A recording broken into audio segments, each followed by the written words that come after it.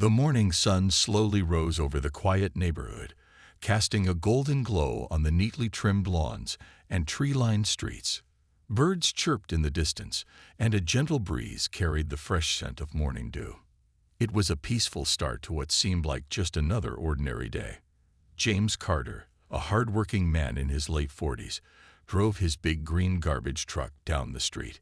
He had been a sanitation worker for nearly 20 years, and he took great pride in his job. To him, it wasn't just about picking up trash. It was about keeping the community clean and being part of something bigger. Over the years, he had come to know many of the families in the neighborhood. Some waved at him every morning, while others left small thank-you notes taped to their bins. These little gestures always made his day. As he pulled up to the next house, James hopped out of the truck with his usual energy. He adjusted his gloves, grabbed the trash bin, and emptied it into the back of the truck with ease. The familiar sounds of the machine humming and crunching filled the air. Just as he was about to move to the next house, something caught his attention. Out of the corner of his eye, he saw movement. At first, he thought it might be a dog running loose, but then he realized it was a child. A little girl, no older than 8 or 9, came sprinting barefoot down the sidewalk. Her blonde hair bounced wildly with each step, and her tiny hands clutched a stuffed animal tightly against her chest. James frowned. Something wasn't right. The girl was crying. He could hear her soft sobs as she ran straight toward him. His heart tightened. He had seen kids cry before. Maybe they had fallen off their bike or lost a toy. But this was different. There was panic in her big blue eyes, and her small body trembled as she ran. James immediately stepped forward, concern washing over him. He bent slightly so he wouldn't look too tall or scary to the child. "Hey there, sweetheart," he said gently. "Are you okay?" The little girl didn't answer right away. She sniffled and tried to catch her breath, her tiny hands gripping the stuffed animal even tighter. Tears streamed down her rosy cheeks. She looked over her shoulder, as if she was afraid something, or someone, might be following her. James' heart pounded. He had always been a man who trusted his instincts, and right now, his gut told him that this little girl needed help. Taking a deep breath, he spoke again, his voice soft but steady. "It's all right, sweetheart. You're safe. Can you tell me what's wrong?" The girl opened her mouth, but no words came out. Instead, she let out a shaky breath and pointed toward a house down the street. James followed her gaze, and his stomach tightened. Something was definitely wrong. James looked at the little girl standing before him, her small frame trembling as she clutched her stuffed animal.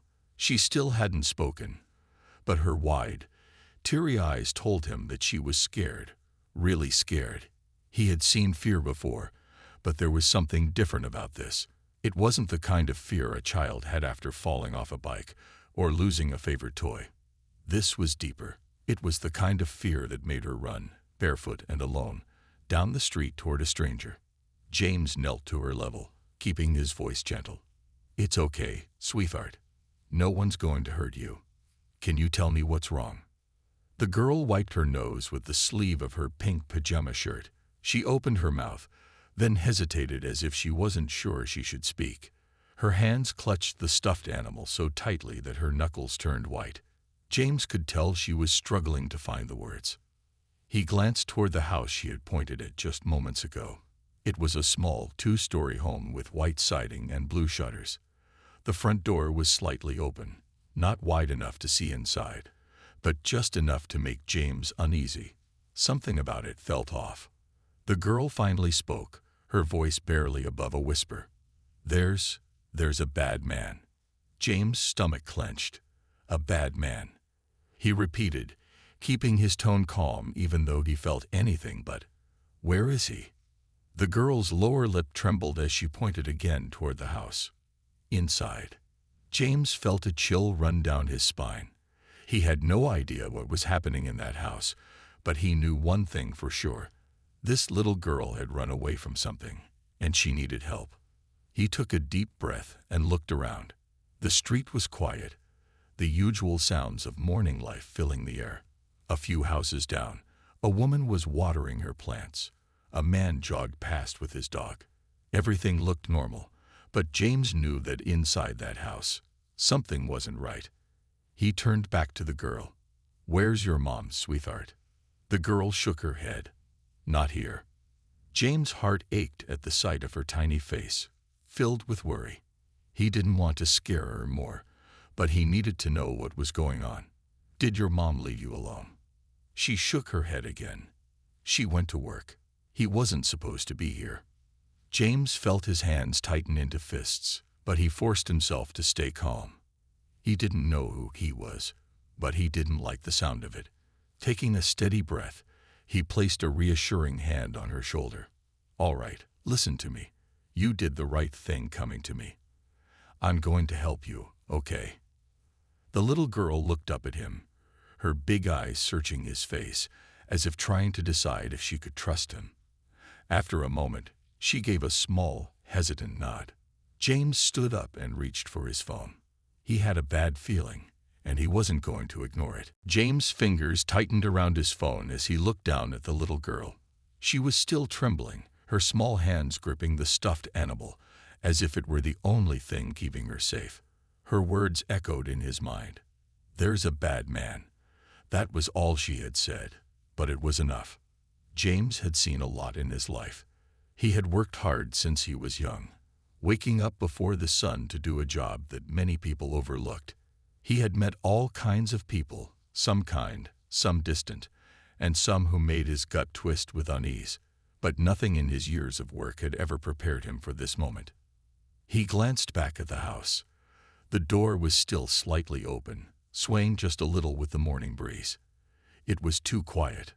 No movement, no voices, just stillness. And that made him even more uneasy. Taking a deep breath, James knelt beside the girl again. He didn't want to rush her, but time felt important. "Sweetheart, I need to know, who is the bad man?" The girl looked down, hesitating. She hugged the stuffed animal closer to her chest. "Mommy's friend," she whispered. James felt his stomach drop. He had hoped it was just a misunderstanding, that maybe she was scared of something small, something fixable, but this wasn't that. This was something worse. His protective instincts kicked in. He wasn't a police officer, but he knew enough to trust his gut. And right now, his gut was telling him that this little girl had run for a reason. James glanced around. The neighborhood was waking up. Cars were pulling out of driveways, and a few people were out on their porches drinking coffee. But no one else seemed to notice what was happening. No one had seen the little girl running barefoot through the street. No one had heard her cries. He looked at his truck. It was big, safe, a place where she could sit while he figured out what to do next. "All right, sweetheart," he said gently. "I want you to come with me, okay? We're going to sit in my truck for a minute while I make a call." The girl hesitated again, then slowly nodded. James stood up, keeping an eye on the house as he guided her to the passenger side of the truck. He lifted her up carefully, making sure she was settled before closing the door. Then he pulled out his phone and dialed. His heart pounded as he listened to the ringing. He didn't know exactly what was happening, but he knew one thing. This little girl needed help, and he wasn't going to stand by and do nothing. The phone clicked, and a voice answered. 911. "What's your emergency?" James took a deep breath. "I need help," he said firmly. "There's a little girl here who ran from her house, and something's not right." As he spoke, he glanced back at the house one last time. And then, just for a second, he thought he saw movement behind the door. James gripped his phone tightly as he kept his eyes on the house. His heart pounded in his chest, but he forced himself to stay calm. The little girl was safe for now, sitting in the passenger seat of his truck, but whatever was happening inside that house wasn't over yet.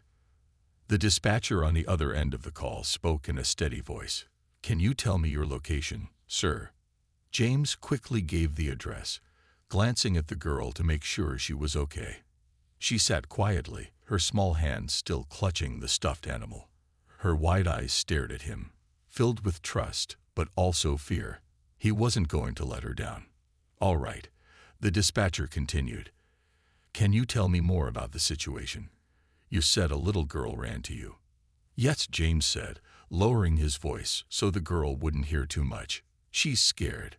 She told me there's someone in the house who isn't supposed to be there. Her mom's at work, and I think she ran away to find help." The dispatcher's tone became more serious. "Is the person still inside the house?" James glanced at the slightly open door again. He wasn't sure, but something in his gut told him yes. "I think so. I saw movement just a second ago." "Okay, sir. Stay where you are. Officers are on their way." James nodded, even though she couldn't see him. "I won't go anywhere." He ended the call and slid his phone into his pocket. Then he turned back to the girl, offering her a reassuring smile. "The police are coming, sweetheart. They'll help, okay?" The girl gave a tiny nod, but she didn't say anything. Her little fingers traced the soft fabric of her stuffed animal, her mind far away. James wanted to ask her more, to understand exactly what had scared her so badly, but he didn't want to push her. Right now, his job was to keep her safe until help arrived. A sudden noise made him freeze. A creak. It was soft but clear, the sound of a door moving. James turned his head sharply. The front door of the house was now slightly wider open. He didn't see anyone, but the feeling in his chest told him that someone was watching. His first instinct was to step forward, to see if he could catch a glimpse of who was inside. But he stopped himself. That wasn't his job. His job was to protect the little girl, not to confront whoever was in that house. Instead, he took a step back and positioned himself near the truck, keeping one hand on the door. If anyone tried to come near, he would make sure they didn't get close to the girl. Seconds felt like hours. The street still looked normal, but James knew that at any moment, everything could change. Then, in the distance, he heard the sound he had been waiting for. Sirens. Help was on the way. James let out a breath he hadn't realized he was holding. He glanced at the girl, giving her the calmest smile he could manage. "See, they're almost here." For the first time, the little girl looked just a little less afraid. But as the sirens grew louder, James couldn't shake the feeling that something was about to happen. Something big. The sound of sirens grew louder, filling the quiet morning air. James felt a wave of relief wash over him, but he didn't let his guard down. His eyes stayed fixed on the slightly open door of the house, watching for any movement. The little girl sat quietly in his truck, her tiny hands gripping the stuffed animal like it was her only source of comfort. She peeked over the dashboard, her big eyes watching the street. For the first time since she ran to him, she looked like she believed she might be safe. James glanced down at her and gave her a reassuring nod. "They're coming, sweetheart. Everything's gonna be okay." She didn't say anything, but she nodded back, just a little. Then the first police car appeared at the end of the street, its lights flashing brightly in the morning sun. Within seconds, two more followed, and they all came to a stop right in front of the house. The moment the cars pulled up, officers stepped out, moving quickly and with purpose. One officer, a tall man with short brown hair, walked straight toward James. "Are you the one who called 911? "Yes, sir," James said, his voice steady. "The girl ran to me. She says someone's inside that shouldn't be." The officer nodded, his expression serious. "Is she hurt?" James shook his head. "No, just scared." The officer glanced at the girl in the truck. He softened his tone. "Hey there, sweetheart. You're safe now, okay?" The little girl didn't answer, but she looked at him, her fingers still gripping her stuffed animal. The officer turned back to James. "You saw movement inside?" "Yes," James said. "The door was just barely open before, but I saw it move wider a few minutes ago." The officer nodded and signaled to the others. Immediately, the police moved into position, their hands on their radios, talking in quiet voices. Two officers moved toward the house while another stayed near James and the girl. James watched as the officers carefully approached the door. They paused. Then one of them knocked loudly. "Police, if anyone is inside, come out with your hands up." Silence. James felt his chest tighten. Something didn't feel right. Then, another noise, a rustling sound, like someone moving inside. One of the officers reached for the door handle and pushed it open. The moment he did, James saw the officers tense. Then, suddenly, movement. Someone ran from inside the house. James' breath caught in his throat as he saw a man bolt out the back door. "Suspect on the move," an officer shouted. The little girl gasped and shrank back into the seat. James turned to her quickly. "It's okay, sweetheart. They've got this." More officers rushed around the house, chasing after the man as he tried to escape. James could hear the sound of heavy boots hitting the pavement, officers shouting commands. The man ran fast, but the police were faster. Within seconds, James heard the sound of someone hitting the ground and an officer's firm voice saying, "Stay down. You're not going anywhere." James let out a breath of relief. It was over. He turned back to the little girl. "See, you're safe now." For the first time, she let out a small, shaky breath and nodded. The worst was over, but James knew.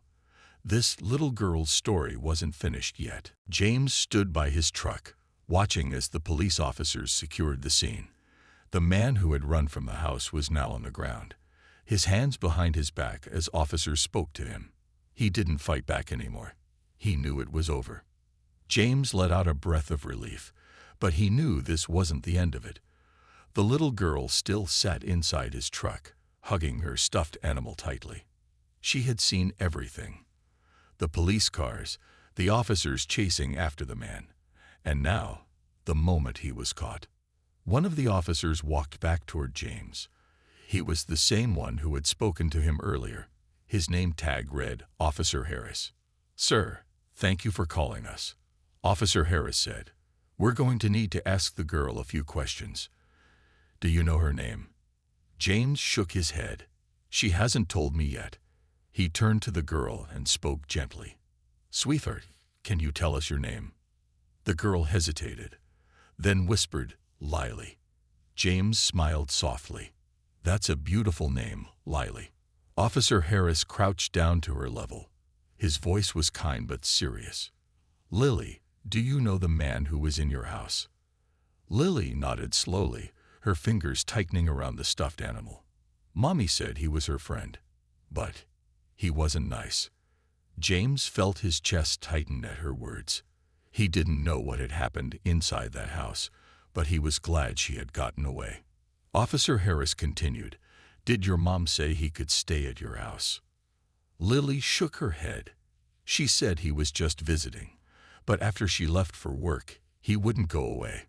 He got mad when I told him to leave. So I ran. James clenched his fists but kept his face calm. This little girl had been so brave. She had done the right thing, running to get help. Officer Harris nodded. "You did a very smart thing, Lily. You were very brave." He turned to James. "We'll contact her mother. She needs to know what happened." James nodded, relieved. He knew this little girl needed her mom more than anything right now. Just then, another officer walked over, speaking into his radio. "Suspect is in custody. We'll take him in for questioning." James looked toward the police car where the man was being placed inside. He had a blank look on his face, as if he knew he had no way out. Lily watched too, her small body still tense. James gently placed a hand on her shoulder. "It's okay, Lily. He can't hurt you now." She turned to him, her blue eyes filled with emotion. For the first time, her lips curled into the smallest, most fragile smile. James felt a warmth in his heart. She was going to be okay. And soon, her mother would be here to take her home. James stood beside his truck, watching as the police handled everything. The man had been taken away in the police car, and now the officers were focused on making sure Lily was safe. Lily sat quietly in the truck, her small fingers still gripping her stuffed animal. She looked calmer now, but James could tell she was still nervous. Her eyes kept darting toward the house, as if she expected something bad to happen again. Officer Harris walked over, speaking in a kind voice. "Lily, we called your mom. She's on her way right now." Lily's face lit up for the first time. "Monty's coming," she whispered. "Yes, sweetheart," James said, smiling warmly. "She'll be here soon." Lily let out a small breath, as if she had been holding it in this whole time. James could only imagine how scared she must have been before she ran to him. But now she knew she wasn't alone anymore. A few minutes passed, and then the sound of tires screeching filled the air.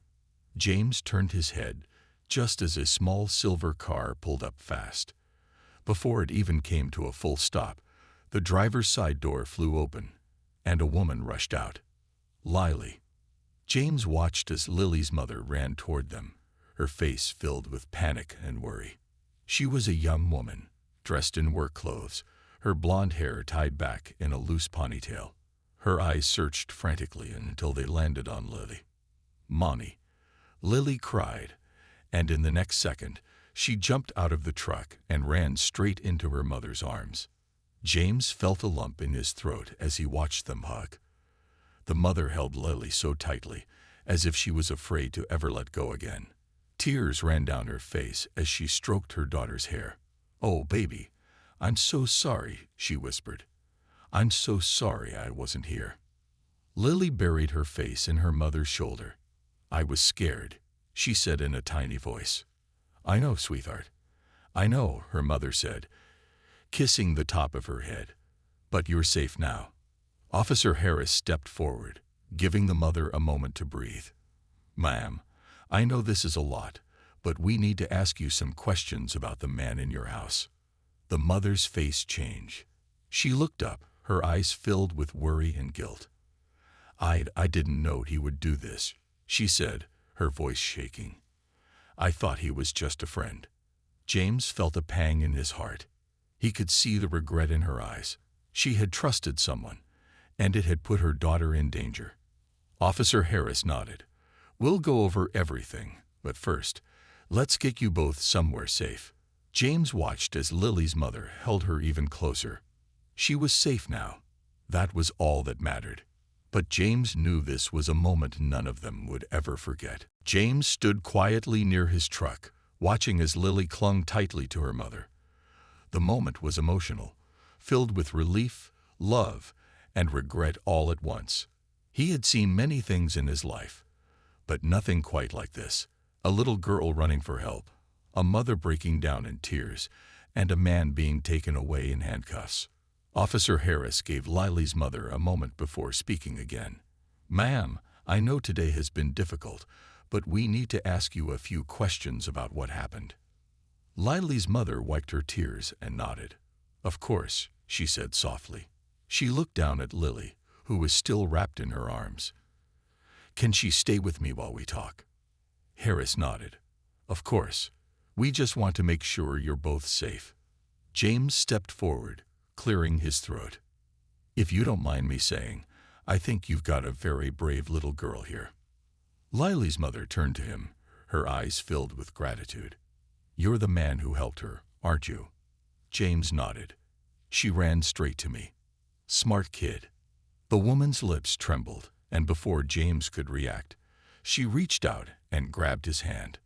"Thank you," she said, her voice thick with emotion. "I don't even know what to say. If you hadn't been there." She shook her head, unable to finish her sentence. James patted her hand gently. "I was just in the right place at the right time," he said. "Lily did the hard part. She was the one who ran for help." Lily looked up at him then, her blue eyes shining with something that hadn't been there before. "Trust." "Thank you, Mr. James," she said in a small voice. James smiled warmly. "Anytime, sweetheart." Officer Harris stepped in again. "Ma'am, do you have a safe place to stay tonight? We'd like to make sure you and Lily aren't in any danger." Lily's mother nodded quickly. "We'll go to my sister's place. She lives across town. I just need to grab a few things. We can send an officer with you, Harris said, just to be safe. Lily's mother hesitated for a moment, then nodded. That would be good. Thank you. James watched as the officers continued their work, making sure Lily and her mother were safe. He felt a deep sense of relief, knowing that everything had ended the way it should. As Lily and her mother got into their car, Lily turned back one last time. She gave James a small wave, and for the first time, a real smile. James waved back, his heart full. As he climbed back into his truck, he took a deep breath. It had been just another morning, another workday, but today had changed everything. Sometimes heroes didn't wear capes. Sometimes they were just ordinary people who happened to be in the right place when someone needed them the most. And today, James was glad he had been there.